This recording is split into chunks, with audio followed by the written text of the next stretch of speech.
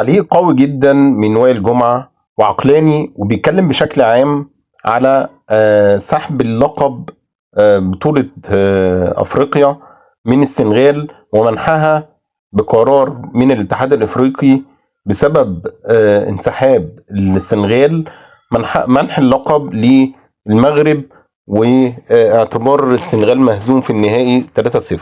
علق وائل جمعة على القرار ده انه قرار مش وقته ومش نافع، لان المشكله كلها الاكبر في الاتحاد الافريقي كانت التحكيم. وشفنا البطوله كان فيها قرارات مثيره للجدل بشكل كبير جدا، وتحيز دايما لصاحب الارض.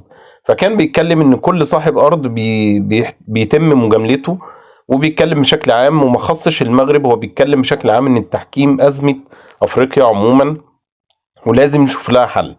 فدخل شيبو كان علق قبليه على موضوع ان هم خدوا اللقب، وقال لي إن ملوش طعم، وكان نفسه اللقب الحكم ينهي المباراة بعد الانسحاب وما يديش الفرصة للسنغال ترجع تاني عشان يمنح اللقب في أرض الملعب للمغرب قدام جماهيره.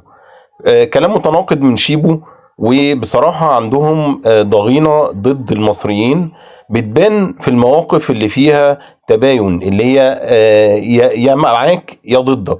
فعشان وائل الجمعة ما كانش معاه في القرار، ورغم ان هو قال ان هو برضو بيضم صوته لصوت شيبو في حتة التحكيم، وان القرارات ما كانتش على المستوى، ولكن كان ليك وعليك. فهو ما عجبش شيبو ان هو قال لك لا احنا ما متجاملش، انتوا اتجاملتوا في 3 بطولات يا مفتري.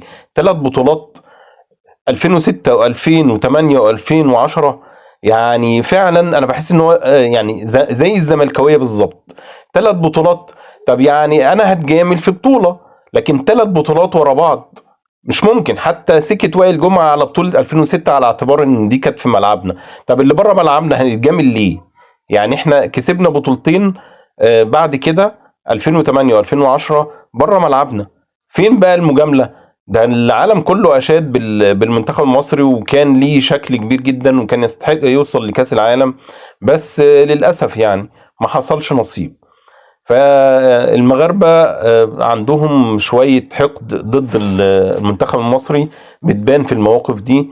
برافو وائل جمعه.